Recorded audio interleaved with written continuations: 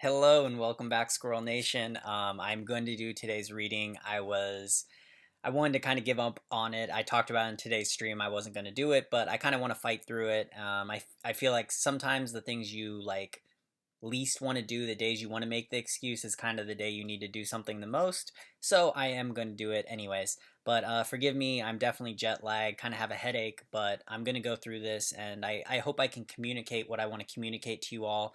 Because yesterday I had a pretty special moment with my family, and especially me and my sister had a very just a heartwarming conversation, and I want to talk about that. So, anyways, today's reading is Imitating Christ's Humility. And I chose this because one, it has to do with the conversation I had, and then two is I feel humility for me has always been a struggle. Um, yeah, and we'll talk about that more. Anyways, starting at Philistines, chapter 2, verse 1. Therefore, if you have any encouragement from being united with Christ, if any comfort from his love, if any sharing in the Spirit, if any tenderness and compassion, then make joy complete by being like minded, having the same love, being one in spirit and one of mind. Do not, and here this is big for me, like these last two verses. The reason I made them different colors is because this is something I really want to try to make a habit of reading every day and really kind of praying on and thinking about. Do nothing out of selfish ambition or vain conceit. Rather, in humility value others above yourself. Right, like that to me is such a great piece of advice. It's something to strive for. I think it's really good because for me empathy has been an issue, and I think this verse kind of taught like it illustrates why there's a connection between humility and empathy and caring and compassion for other people. Because in the past, I used to be somebody who I would think about myself first, right? I would think about like, how will this make me feel? How, if I do this, what's the impact it will have on my life, right? I didn't think about, like, even with my wife, I didn't think about like, how will this affect my wife's life, right? I would think about it in terms of like, how will this affect me, and how will it affect my wife in the way that she will kind of interact with me, right? So even when I thought about her, it was in a way of like, I'm thinking about how she's going to react to something and how it will impact my life. I'm not truly thinking about like what's the best outcome for her. So this is something I really need to work on. I really want to focus on. Anyways, the last verse 4.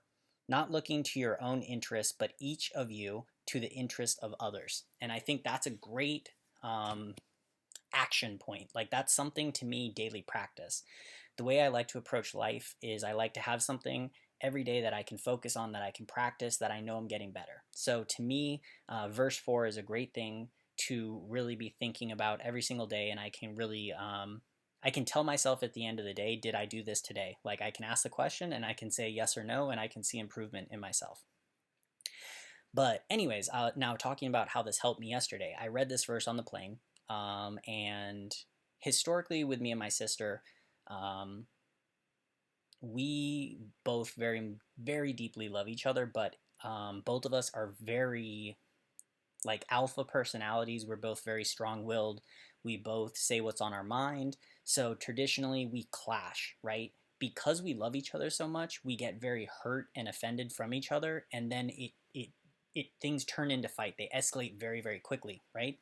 The only other person that this happens with for me is my wife. So it's literally only my wife and my sister in the whole world who are like the two people that I can just like, my emotions get away from me, my tongue gets away from me. We talked about tongue last time, and things just escalate. So I'm getting off this plane. I haven't slept in at least a day and a half, right? At this point, and we get there, and we start talking, and I'm telling my sister about how I found God and everything like that, and we're having this talk, and I want to share more about this talk in the future.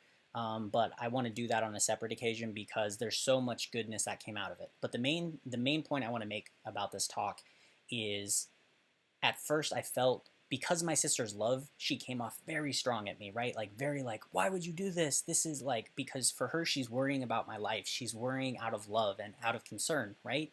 Traditionally, I would have taken that And I would not have thought about it from her point of view. I would have simply said, "You're attacking me, so I'm going to get mad and I'm going to attack you back," right? And then things just get really unhealthy and out of hand. But instead, I was really trying my best to think from her point of view. Why is she doing this? Why is she acting this way? And that's why I realized, like, she loves me. She cares about me. She wants what's best for me. She's trying to look, right? And taking that totally changed the whole conversation, the whole situation. And anyways, we had a great conversation, and hopefully I'll talk about that sometime this week. Hopefully tomorrow. I kind of want to wait for a day where I feel better because I really want to do this talk justice because a lot of great things came out of it. But anyways, that's going to do it for today's video. I hope you all enjoy. I hope, there's one person out there who, if you hear this, maybe it helps you interact with somebody who you get really emotionally tilted from. But anyways, peace and grace and love to all of you, and I will talk to you all tomorrow.